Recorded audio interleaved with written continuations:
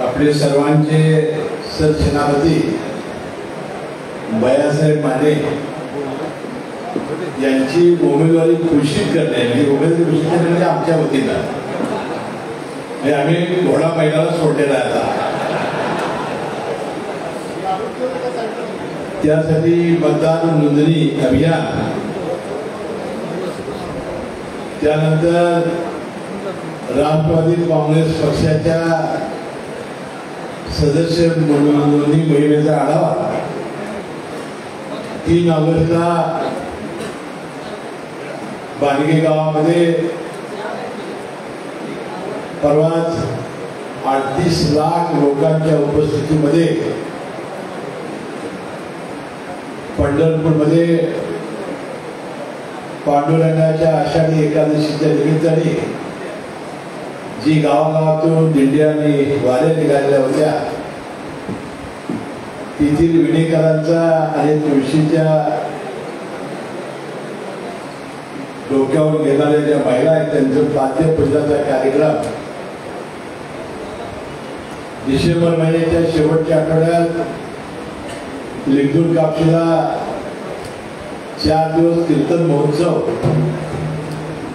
अशा विविध कार्यक्रमांची माहिती द्यावी आणि काही दिवसामध्ये काही घडलेल्या ज्या घटना आहेत, गोकुळ निवडणुकीपासून त्याचाही आपल्या सर्वांनाच माहिती द्यावी यासाठी आपण हा मेळावा आयोजित केलेला. आता भैया मानेंचं पुणे विधान परिषद पदवीधर मतदारसंघामधून आम्ही राष्ट्रवादी काँग्रेस पक्षाची उमेदवारी का मागतोय, आम्हाला मेरिट काय आहे, आमच्या जमेच्या बाजू काय आहे, हे पहिलं आपण सर्वांनी समजून घेण्याची आवश्यकता आहे. उगाच हासन मुश्रीफ आमदार म्हणून 6 वेळा निवडून आलेला आहे, मंत्री झालेला आहे आणि म्हणून आम्ही तिकीट मागतोय, हे बदलून खरं नाही.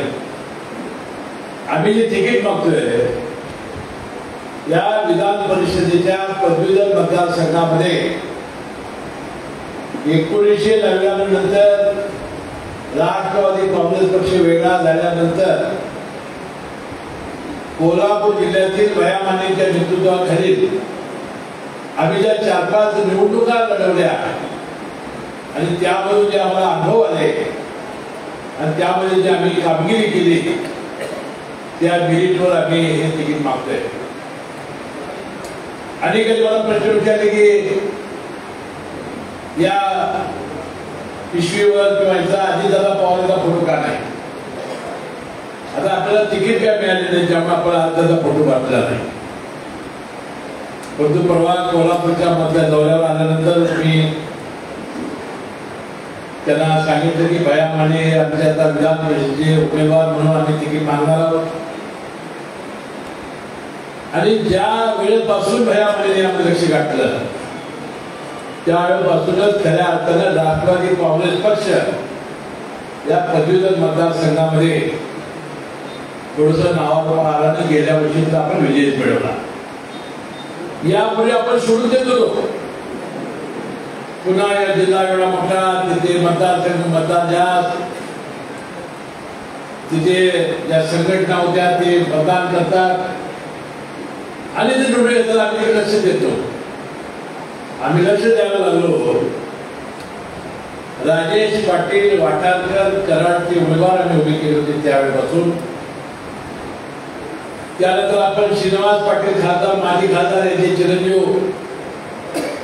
काय म्हणतो सारंग पाटील यांच्या आणि गेल्या वेळेला त्यावेळेला बंडखोरी झाली, अरुणांना लाड उभे राहिले आणि त्यांचा दोघांचाही पराभव झाला. चंद्रकांतदादा निवडून आले. एकदा शरद पाटील निवडून आले होते.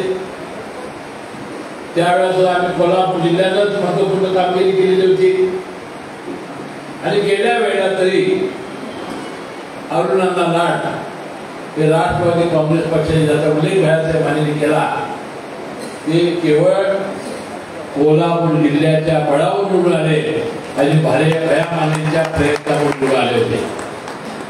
मी आज अरुणांना लाडांना या निमित्ताने विनंती करणार आहे, तुम्ही तुमचे चिरंजीव शरद लाड आणि तुमच्या सगळ्या कार्यकर्त्यांनी आमच्या कागद तालुक्याची आणि कोल्हापूर जिल्ह्यातील मेहनत बघितलेली आहे. कागद तालुका ठामपणानं त्याच्या मागे उभा राहिला नसता, कोल्हापूर जिल्हा त्याचा उल्लेख भयामध्ये केला 52% मतदान झालं नसतं तर कदाचित त्या निवडणुकीमध्ये अडचण झालेली असती. तर आता अरुणांना लाडांनी मोठ्या मनाने या उमेदवाराला भयामानेच्या पाठिंबा द्यावा आणि त्याला समर्थन द्यावं अशी विनंती करतो. त्या पवार साहेबांच्या तुतारी पक्षामध्ये आहे, परंतु ते कधी कधी राजेदादांच्या भेटी घेत असतात. आणि आपल्याला माहिती असेल की गेली अनेक वर्ष भयामाने अण्णांच्या नंतर या शिक्षण क्षेत्रामध्ये जे काम केलं, शिवाजी विद्यापीठाच्या सिनेटवर अनेक वर्ष ते सदस्य राहिले आणि या सर्व पदवीधरांच्या बरोबर, प्राध्यापक आणि शिक्षकांच्या बरोबर आणि शिक्षण क्षेत्राची काम करणाऱ्या सर्वांच्या बरोबर त्यांचे चांगले संबंध आलेले आहेत आणि त्यामुळं त्यांची उमेदवारी ही योग्य आहे, अचूक आहे आणि त्याला उमेदवारी द्यावं यासाठी आम्ही प्रयत्नाची पराकाष्ठा करू असा विश्वास तुम्हाला सर्व कार्यकर्त्यांना मी या निमित्ताने देतो. आता बंधूंनो, याचा उल्लेख बाळासाहेबांनी केला. कोल्हापूर, सांगली, सातारा ही शिवाजी विद्यापीठाच्या अंतर्गत 3 जिल्हे आहेत. तिथं भयामानेची ओळख आहे, कारण ते सिनेटवर आहे.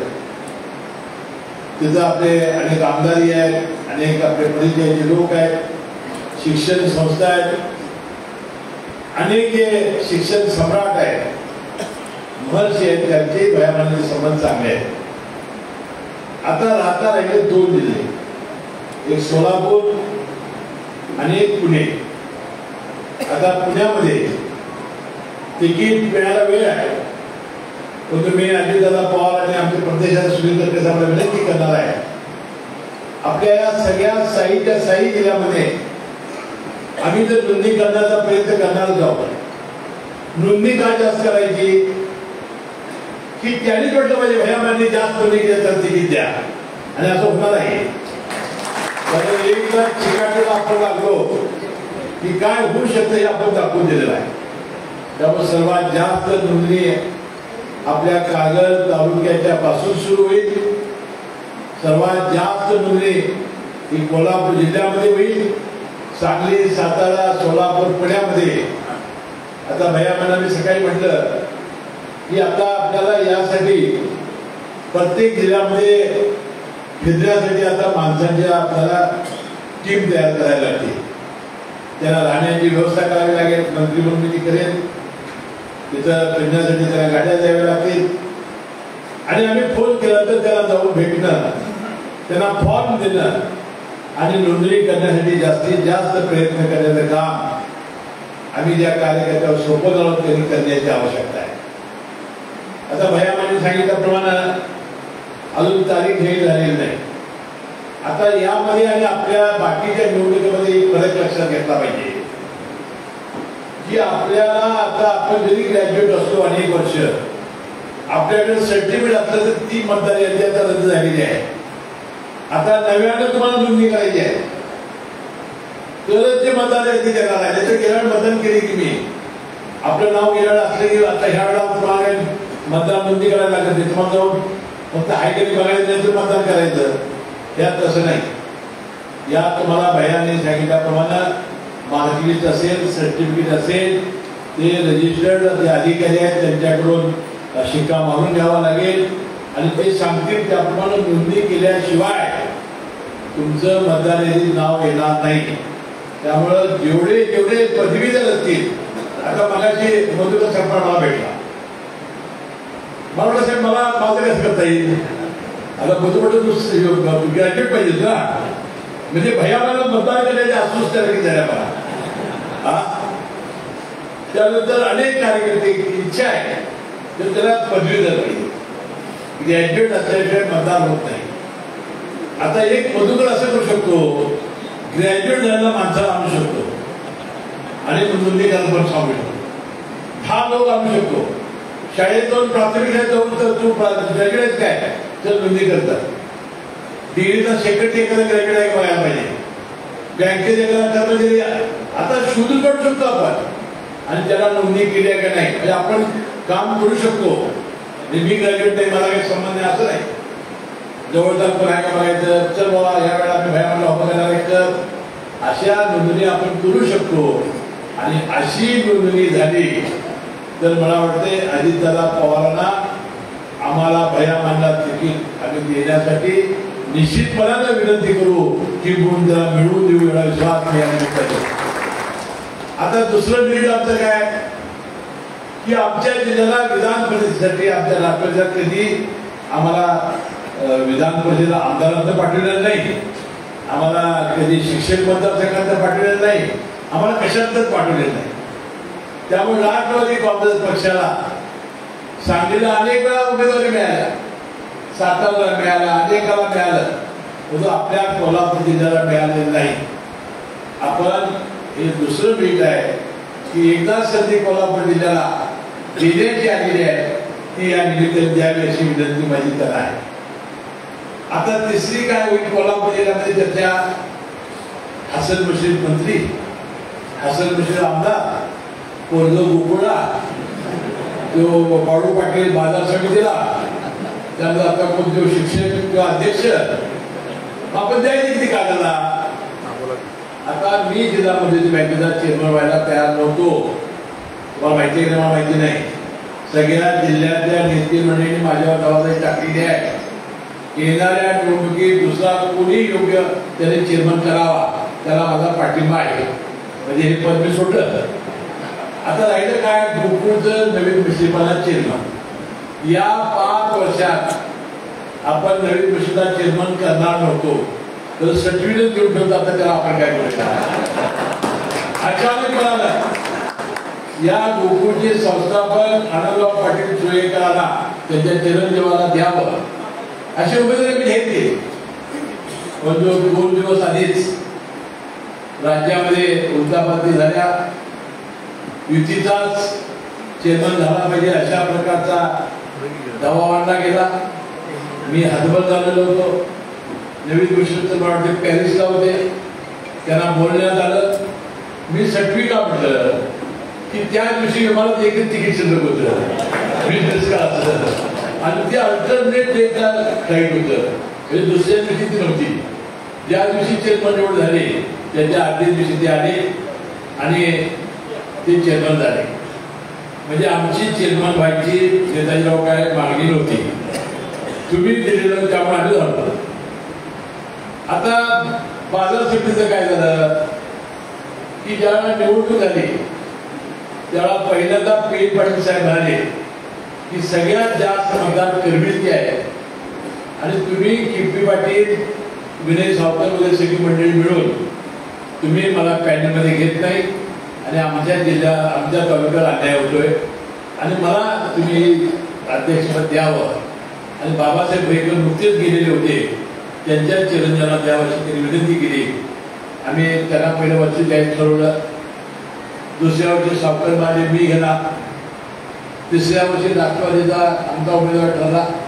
चौथ्या वर्षी बुधनगडचा ठरला आणि 5व्या वर्षी मी ठरायचा. आता बाळासाहेब पाटील आमचे बाजार समितीचे आमचे आधीने निवडून आणले उमेदवार, त्यांना करायचं आम्ही ठरवलं. ते मध्ये प्रशासक होते 2दा, पण त्यांना चेअरमन आणि संधी मिळाली नाही. तर माझे मित्र किपी पाटील हा मित्र आहे का काय मला कधी शंका देते. ते असं लंब चौकडी घेऊन आणलं त्यांनी. साहेब आता तुम्ही बँकेचे अध्यक्ष, तुम्ही आमदार, तुम्ही मंत्री, पोरगा आता गोकुळला, आता हे जर तुम्ही घेतलं तर लोक टीका करतील, चर्चा करतील आणि विनाकारण तुमच्या राज्याची शुल्कडे उडवायला नको म्हणून माझा या वर्षी उडवाने पुढच्या वर्षी तुमचा करा. वा रे वा म्हटलं.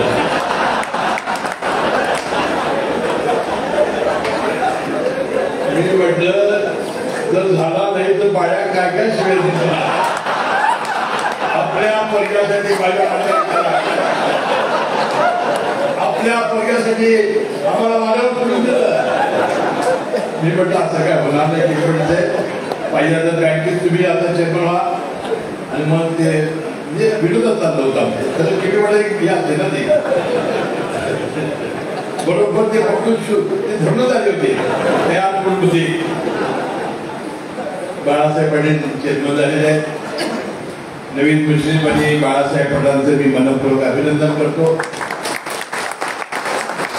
कुमार पाटलांना आता शिक्षक बँकेवर संचालकपणे नियुक्त केलेला आहे. पाटील सर आज तालुका जिल्हा प्राथमिक पतसंस्थेचे अध्यक्ष झालेले आहेत. संदीप शिंदे कागद तालुका प्राथमिक शिक्षक अध्यक्ष झाले आहेत. त्या तिघांचंही मी मनपूर्वक अभिनंदन करतो.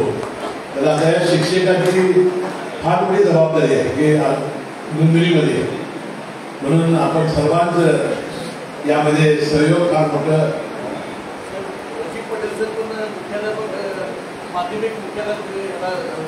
त्यांचंही अभिनंदन.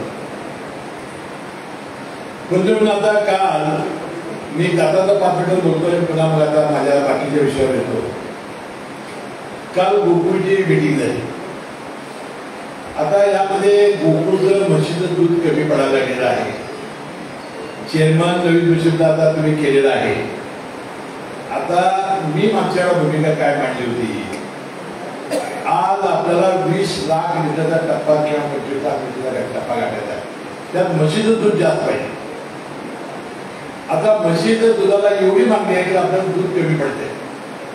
5 लाख दूध उत्पादक आहेत आपल्या जिल्ह्यात. किती? 5 लाख. त्यांनी एक हरियाणाची म्हस घेतली तर किती झाली म्हशी? 5 लाख. एक घेतली तर 5 लाख एक म्हस. 5 लाखाचं 10 लिटर किती दूध झालं? 5 लाख.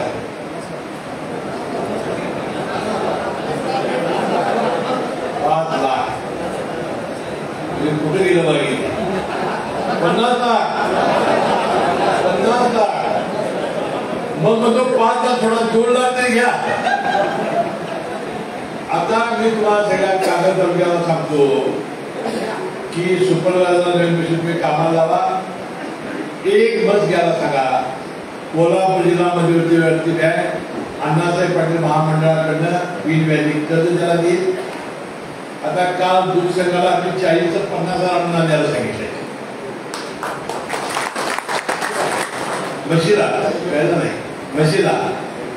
आणि ते कसं द्यायला जाईल आता की पहिलं वेध झालं म्हणजे आता तुम्ही मला आणली तर ती आता तुम्ही व्यायाने जाताय म्हणजे पुन्हा गाभण जाऊन ती ज्याला वेध करेल त्या वेताला पहिले 15,000 देईल. दुसऱ्या वेताला 10,000 आणि राहिल्या तिसऱ्या वेताला राहिलेले सगळे पैसे. अशा रीतीने हे अनुदान द्यायचं आहे. म्हणजे बिनव्याजी 50,000. आणि बँक आम्ही सांगितले का गोकुळ आणि वारणा दूध संघानं सगळे आर्थिक व्यवहार आमच्या सगळे बँकेमार्फत सुरू केले तर 5,000 रुपये बँक सुद्धा अनुदान या म्हशीला दिली. म्हणजे प्रत्येकाने एक म्हस घ्या आणि कागदमध्ये जेवढं वाढवून काढूया. नुसत्या डेऱ्या वाढवून उपयोग नाही. दूधही वाढवा. एवढी विनंती मी या निमित्ताने करतो. बाळासाहेब पाटील चेअरमन झाल्यापासून आम्हाला काही भेटायला तयार नाही. म्हणजे बाळासाहेबला भेटा आज या म्हणजे मीटिंगला वेळेत भेट काढतो. त्याने आता बाजार समितीमध्ये त्यांना मी सांगितलेलं आहे या वर्षभरामध्ये चांगला कारभार करा अशी एक अपेक्षा मी त्यांच्याकडून व्यक्त केलेली आहे.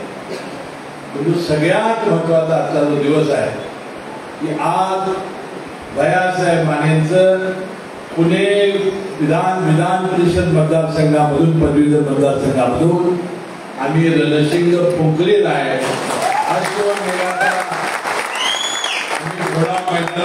आहे आता त्याला कोणी धरायचं ते धरून दाखवावं आणि चॅलेंज नाही. एवढी विनंती मी या निमित्ताने करणार आहे. म्हणजे मी माझं आता त्यांचं मेरिट सांगितलं. आता त्यांचा अभ्यास सांगितला. गेल्या 4-5 या विधान परिषदेच्या निवडणुकीमध्ये त्यांनी आणि आपण सर्वांनी केलेलं प्रश्न सांगितलं आणि त्याबद्दल आम्हाला उमेदवारी द्यावी. आणि अजितदादा पवार आणि राष्ट्रवादी काँग्रेस पक्षाच्या सगळ्या नेते मंडळींना मी मिनिट पटवून देईल की कशा पद्धतीने, त्याला अनेक वेळा मी सांगितलेलं आहे की या 4-5 निवडणुकीमध्ये कोल्हापूर जिल्ह्यानं कसं मतदान केलेलं आहे. आणि मला वाटतं आता ते निश्चित विचार करतील आणि निश्चितपणे बाळासाहेबांना उमेदवार मिळेल अशी पांडुरंग चरणी मी प्रार्थना करतो.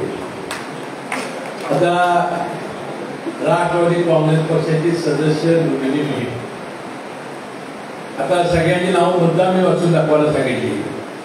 अजूनही मनात जर कुणाला लाज वाटली असेल, मनात काय वाटलं असेल तर त्यांनी 2 दिवसाच्या आत पुस्तकं गोळा करा. नसेल तर ती पुस्तकं पुरी आपली द्या, आम्ही दुसऱ्याकडनं ती कपली. आता विकास पाटील 1 आठवड्याची मदत द्या आणि बाकीचे सगळी पुस्तकं गोळा करा. हे रोज रोज बोलायला काय आम्हाला जाऊ नका, कारण शेवटी पक्ष हा कार्यकर्त्यांच्यावर चालतो आणि आम्हाला मुंबईला तोंड दाखवायला लाज वाटते. अशी करू नका. आता एकेकाने केलेलं नाही तिने केलं की आता बोलायचं पाहिजे काहीतरी दिलेकडे रेकॉर्ड नाही होईल आपल्याकडे दिले की 15 दिवस की आज नंतर काही लोकांनी माझं आज आणले बघा, त्याला माहिती होतं की आता 15 होणार आहे. आज अधिकारी आज का असेल आणल्याबद्दल अभिनंदन.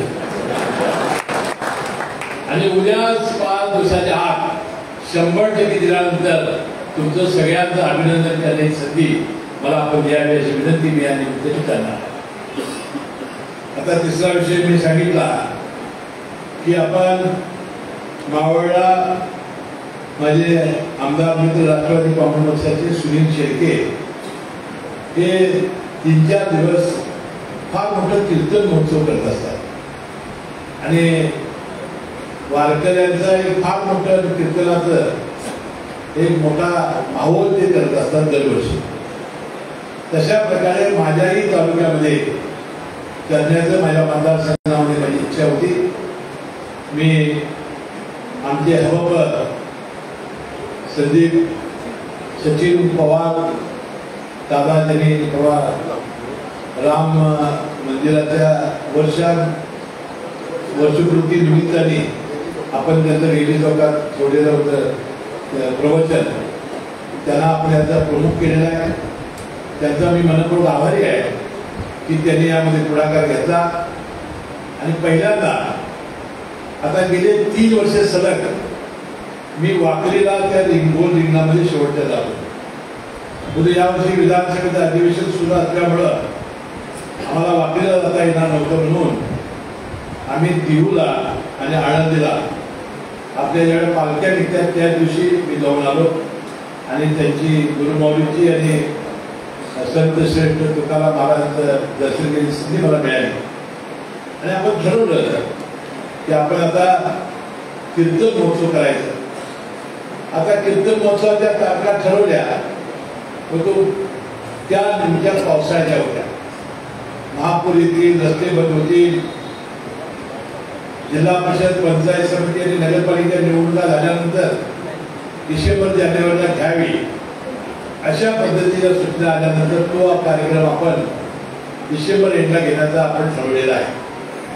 तोपर्यंत जो कार्यक्रम आम्ही त्या कीर्तन महोत्सवामध्ये घेणार होतो की या जिल्ह्यात ज्या पायी गेल्या, म्हणजे टेम्पोत गेलेल्या जिल्ह्या नव्हे, पायीने जे जिल्ह्यात त्यांचं मी म्हणतोय, त्यांचे विनेकरी असतील आणि आपल्या तुळशीचा झेंडा घेणाऱ्या ज्या महिला असतील त्यांचं पाद्यपूजन करायचं झालं. आम्ही कीर्तन महोत्सवात ठरवलं होतं, परंतु वारी होऊन आता बराच वेळ होईल तर त्यांचा पाद्यपूजनाचा कार्यक्रम आधी घ्यावा आणि मग कीर्तन महोत्सव घ्यावा असं ठरलं.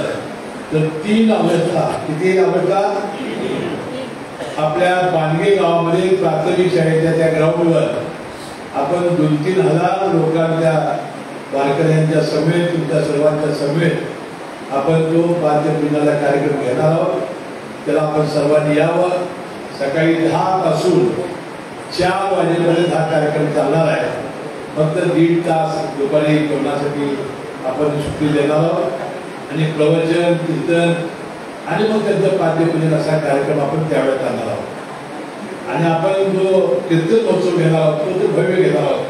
ते काय आज मी लगेच सांगते, त्या तयारीसाठी आपण पुन्हा पुन्हा बैठका घेऊ आणि ती तयारी चांगली करू.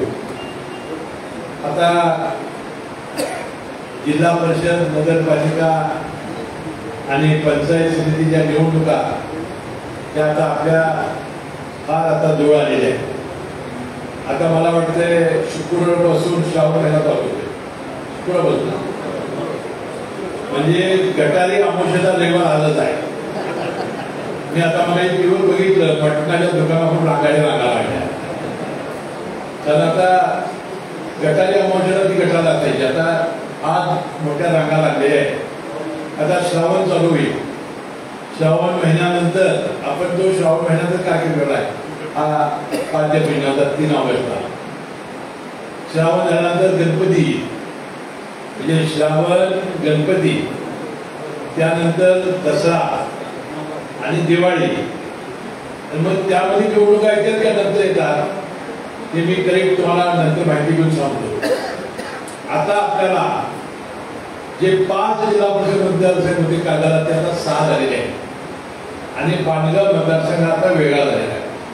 म्हणजे त्या मतदारसंघाची रचना आपण बघितली असेल. त्यामध्ये कायद्यानं जेवढं चांगलं करता येईल ते प्रशासनाने केलेलं आहे. आता त्यांनी तक्रारी करायची आहे ते करणार आहे. ज्यांना असं वाटतं की नागपुरा पाणग्याच्या ऐवजी भाको व्हावं, जैना आणि कळण्याला वाटते की आम्ही कापशीत राहावं, अशा अनेकांच्या तक्रारी आहेत. वाटते ते योग्य पद्धतीने त्यांनी अपील केलेलं आहे. योग्य पद्धतीने त्याला न्याय मिळेल. पण आता निवडणुका आता तोंडावर आलेल्या आहेत. या दिवाळीनंतर डिसेंबरच्या आत या सगळ्या निवडणुका होणार आहेत. आता यामध्ये आपण युतीमार्फत लढवणार आहोत. या निवडणुका जिथं जिथं आमच्या जिल्ह्यामध्ये युतीमार्फत लढवल्या जाणार नाही ते आम्ही शोभावर लढवणार आहोत.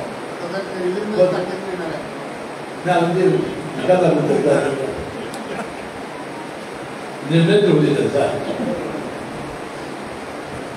तर बंधू या वेळेला आपण जिल्हा परिषद, नगरपालिका आणि महानगरपालिकेवर राष्ट्रवादी काँग्रेस पक्षाचा झेंडा फडकवायचो आणि फडकवायची शपथ या कार्यक्रमाच्या निमित्ताने आपल्याला घ्यायची आहे आणि संकल्प करून जायचा आहे. आता मध्ये निधी यायला थोडीशी कमतरता होती, पण आता या 8 दिवसात निधी यायला लागेल. मी तुम्हाला हात जोडून कळकळीची विनंती करतो. पूर्वी मी ग्रामीण विकास खात्याचा मंत्री होतो किंवा निधीची कमतरता नव्हती. आता थोडी निधीची कमतरता आहे. कशामुळे काय मी त्याचा उल्लेख करणार नाही.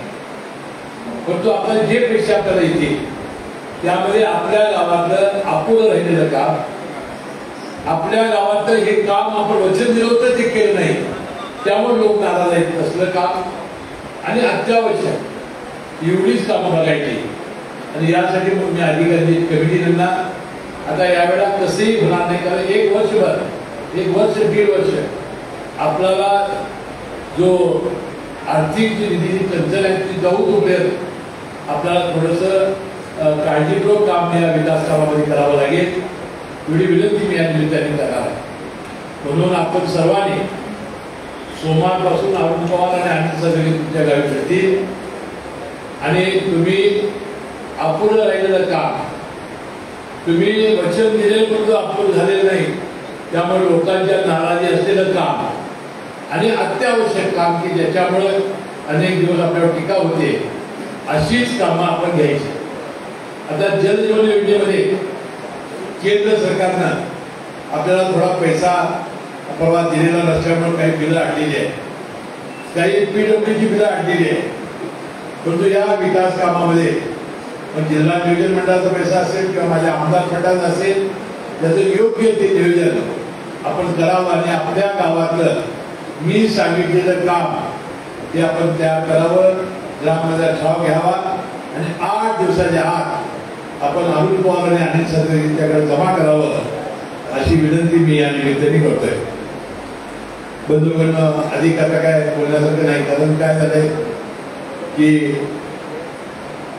पाऊस आता मे पासूनच सुरू झाला आणि आता जरा बऱ्यापैकी उघडलाय आणि उघडल्यामुळे तुमचं ऊस उठायला लागलेले. आपल्याला ध्रुवापेक्षा पेरण्यात करता आलेल्या नाही. आता आपण AI तंत्रज्ञानाखाली घुसासाठी जिल्हा मध्यवर्ती बँकेनं ह्याला तुम्ही वाटते असेल सगळ्या पेपरला ह्याला दिलेले आहे. शेतकऱ्याचा जो हिस्सा आहे 9,000 हेक्टरी तो जिल्हा मध्यवर्ती बँक आपल्या नफ्यातून तुमचे पैसे भरणार आहे. फक्त तुम्हाला 2 गोष्टी कराव्या लागतील. तुम्हाला यापूर्वी मी सांगितलं होतं 4.5-5 रुपयाची सरी सोडावी लागेल. ठिबक अत्यावश्यक आहे, ठिबक शिवाय ते होणार नाही. आणि या वेळेला आपण जे शेतकरी आहे ती पांढरे कपडे घाला, धोतर घाला, कसेही करा, आपण या AI तंत्रज्ञानाखाली आपण चांगली शेती करू शकतो हे दाखवण्याची एक चांगली संधी या तंत्रज्ञानामुळे आलेली आहे. मला वाटतं 125 टन सुरू उसाला आणि 150 टन आळसाला आता गेले 2 वर्ष हे BSI प्रयोग करते, ते यशस्वी झालेलं आहे. तुम्ही थिएटरला जरी बसला आणि मेसेज आला तुम्हाला त्या यायचा त्या मायक्रोसॉफ्टचा हे मोटर चालू करा, ते बटन दाबू शकता. मोबाईलवर आता म्हटलं नाही ना मोटरीला आता किती तास चालवायचं ते ना. आता ते शांतपणा आपल्या करायचं नाही, त्याचं केवळ ऐकायचं. तर आता ते सेन्सर त्याच्या आत आहे, हवामानचं केंद्र आहे, पाऊस कधी येणार त्याला कळणार आहे, ऊन कधी पडणार आहे कळणार आहे, खाली जमिनीत किती ओल आहे कळणार आहे त्याला.